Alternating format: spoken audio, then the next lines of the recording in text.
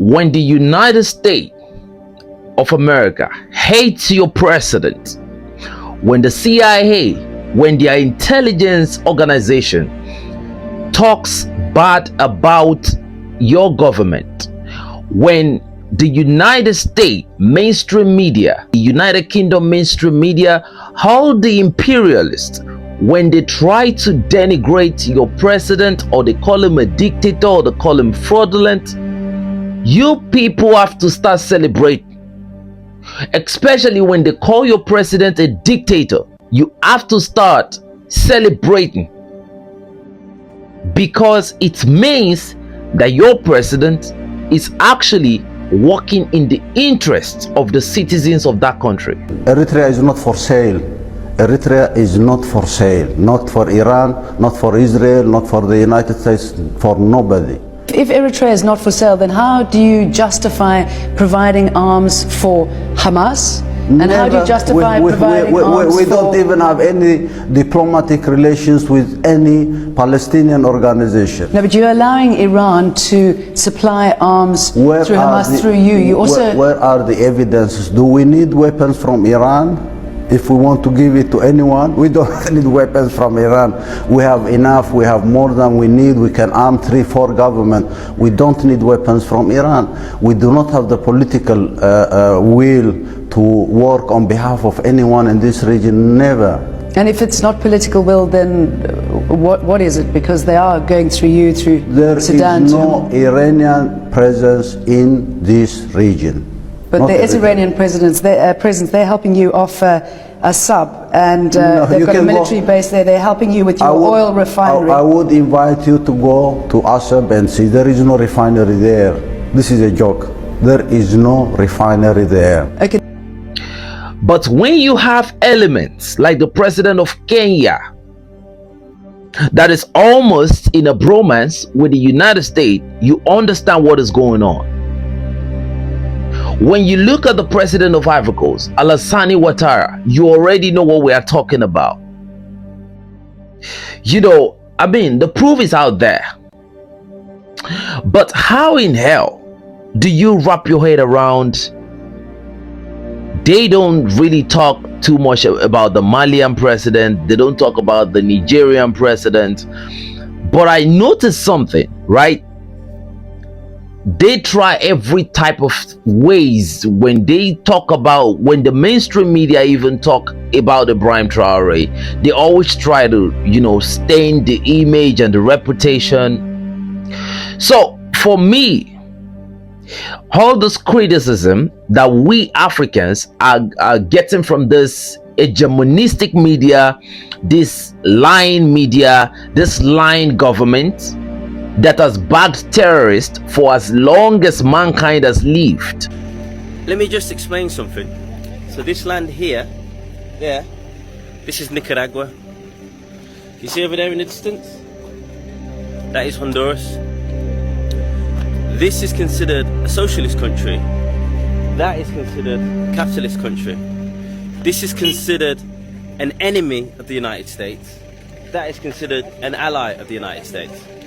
Yet in this land here, the murder rate is 7.5 per 100,000. In that land over there, the murder rate is 44.7 per 100,000. So what, that's 5 times higher in a country of comparable size and comparable population. Right? The things we are hearing from them about Ibrahim Traore means that Ibrahim Traore is doing one of the greatest jobs that any African president can do at this point in time. Shout out to Mahama. Shout out to the president of Ghana. That dude, I don't even know if I would call him a democratic president, because that dude is both a revolutionary. He's doing everything we expect him to do, and he's the first president that is coming out to be vocal about the treatment of Cyril Ramaphosa at the White House. Is actually representing Africa at the highest level. So shout out to the president of Ghana. So we are hearing that Captain Ibrahim Traore wasn't on seat during the visit of the United States envoy to Burkina Faso.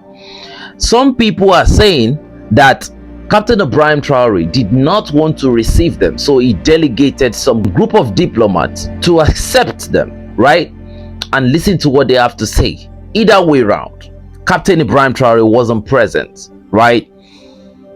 But one thing I have to talk about here is this, right?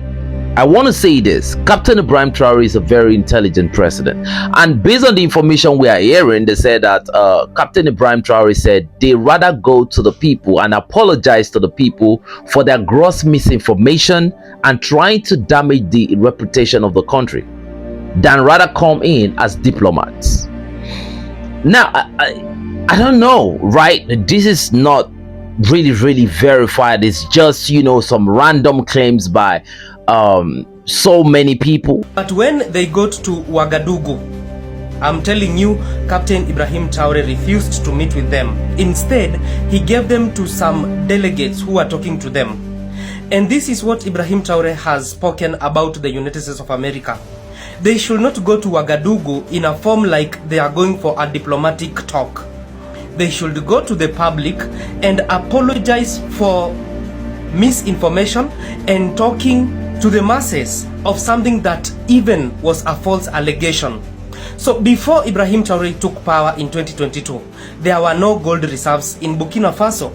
And General Langley said that he is using the gold reserve that was in the country even before he took power. It is Ibrahim Traore who started pouring the gold for the country. So he said that the United States of America should go public and apologize. I think one of the most crucial decisions that Burkina Faso has to take is to make sure that nothing related to the United States is allowed in Burkina Faso. Not their type of democracy, because we have seen what they do in democracy. They create democracy to topple governments that wants to work for the people. Look at what is going on in Romania. Like, they do things in a very diabolic way. So you can see how much development is going on in the AES. And I love what the type of autonomy, the type of government structure they have in place is absolutely fantastic. We all cannot be leaders. Leaders are not born every 4 years. Leadership is a rare quality. So when I look at Burkina Faso, I think they're doing great things. That's why we see diplomats from Turkey. That's why we are seeing a lot of diplomats coming to the AES. And in fact, like I think these guys see ECOWAS as more of people that wants to beg for money or beg for aid. I think the way they see the AES, I think they see some guys that want to do some serious job on their economy. And we are seeing that on paper. These guys are really turning heads around when it comes to how they handle their economy. But my fear is allowing the United States to have any sort of influence in your country, either by building an embassy, by building schools, by giving aid, is a problem. But again, I will speak. You see this old proposal of General Langley talking about the America trying to build some institutional capacity training within the Burkinabe rank is absolutely disgusting. So we have shared objectives, and we offer to work together with the Burkinabe government and border countries. Mali, Niger, coastal West Africa countries, collective, because here's what these organizations do. Here's what these terrorist organizations do. They seek refuge in the seams or the borders of these countries and lets them thrive and grow, and lets them recruit, gain resources to carry on their illicit and nefarious activities against the populations of those people. And what would America, perhaps AFRICOM, be prepared to do? Would you be considering an ouster like we saw with Muammar Gaddafi in Libya? Because there's still many Africans who are yet to recover from that. If this is a bigger threat, as you say, in Burkina Faso, what is AFRICOM prepared to do about it? We do indications and warnings. There's a number of activities that we do, and we'll just go ahead and mention building institutional capacity. There's not going to be U.S. boots on the ground. Very, very small for exchange of ideas and training, exercises. Over time, that builds institutional capacity and capability in these armies. We don't want it, because these people only build military capacities to uninstall or to discombobulate the entire nation. General Langley, I have constituents that have been scattered across Africa on train and equip missions. So just ballpark, in the last decade, how many Africans has the United States military trained and equipped? Congressman, I don't have that figure. I can get that figure for you. Ballpark, just, how many? Congressman, it would be a wild guess, right? Seems like something we should know, right? Over the years, we have trained a substantial number, especially in the Gulf of Guinea states, including like more than 10,000? It is more than 10,000. More than 50,000? I'd say we're reaching around 50,000 at least. And what percentage of the people we've trained end up participating in insurrections or coups against their own government? Very small number, Congressman. Very small number. So what percentage do you think? I'd say probably less than 1%. But it does happen. The IMET program is in force, and we've pushed a significant number through our schools across the and what data sets do you track to arrive at the conclusion that less than 1% of the roughly 50,000 that we've trained have participated in coups? Because it'd be like about 500, about 1% of 50,000. Congressman, you may have that information. I don't at this time, but I know. Well, I know there are some, right? Like go ahead and throw up that image. This is Colonel Mamadi Doumbouya, and this is a photo of him. Did we train and equip him?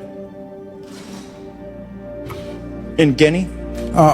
By name, I cannot identify that. Well, that guy in the middle with the big red hat, Colonel Mamadi Doumbouya, that's him with a bunch of U.S. service members outside of our embassy. And just months after this photo was taken, in 2021, he led a coup in Guinea and threw out the leader. Does that concern you? Congressman, core values is what we start off with in IMA programs.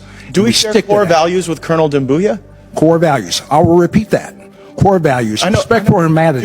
Do we share those values with Colonel Doumbouya? Absolutely. In our curriculum. He led a coup? We do.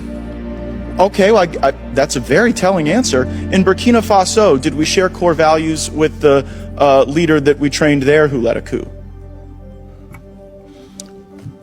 It's in our curriculum. We stress core values. We request civilian-led governance. Wait, hold on. Is leading coups in our curriculum? Absolutely not. So civilian-led. My question is, do we share core values with the coup leader in Burkina Faso, who we trained? Holistically, we teach core values with a respect for civilian governance, apolitical, and that's what sticks across a very high percentage in the 99 percentile. Right? But not everybody. And I wonder how many people it takes to plan a coup. I mean, initially you didn't know how many we trained and equipped. Then you said it was 1%. You had no basis for that 1% number because there's no data set you track. Mr. Chairman, I seek unanimous consent to enter into the record. Another U.S. trained soldier stages a coup in West Africa by The Intercept. Without objection, so ordered. And I further seek unanimous consent to enter into the record. U.S. forces trained the Guinean colonel behind the recent coup in West African country, and this is regard to Guinea. Without objection, so ordered. So I guess the question is, why should U.S. taxpayers be paying to train people who then lead coups in Africa?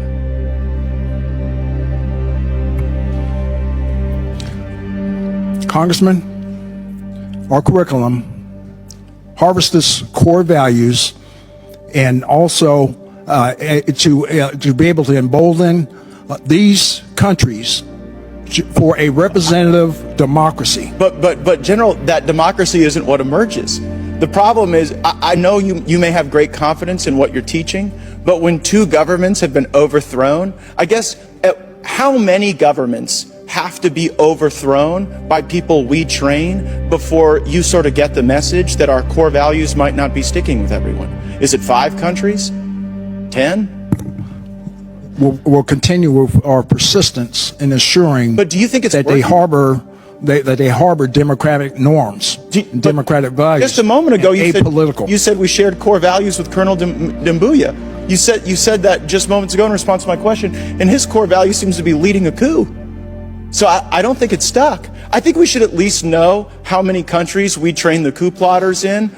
How many is too many? Because clearly 2 is not too many, and I think we could use our resources far more effectively than doing this. They build, in fact, what they build is like building a terrorist organization. You can see Russia fighting Azov military and all of that. We don't want the Burkinabe to gain any type of military experience from AFRICOM, right? You guys have been here for a long time, and you know there was nothing good that came out of your presence in Africa. Terrorism has always been, but under Ibrahim Traore, we understand that the sleeper cells woke up after France was being sent out of Burkina Faso. But the truth is, both France and the United States have been a big contributing factor to terrorism. You talk about ISIS. How was ISIS created? You talk about Al-Qaeda. How was Al-Qaeda created? What was your role in creating these terrorist Islamic organizations? So please, we love what Ibrahim Traore is doing right now, and I feel like there's a very big light at the end of the tunnel for Burkina Faso. We are over 10,000 subscribers within a month. So I want to thank everybody. It's been a short journey, but I think we have a long road to ride together, and I really want to say thank you for everybody that stayed locked in with us, that support us, that engage in this community to give this community a sort of distinct appearance amongst so many other communities out there on the social media platform. I want to thank you all, and I want to say we really love and respect you guys. Thank you, and God bless you.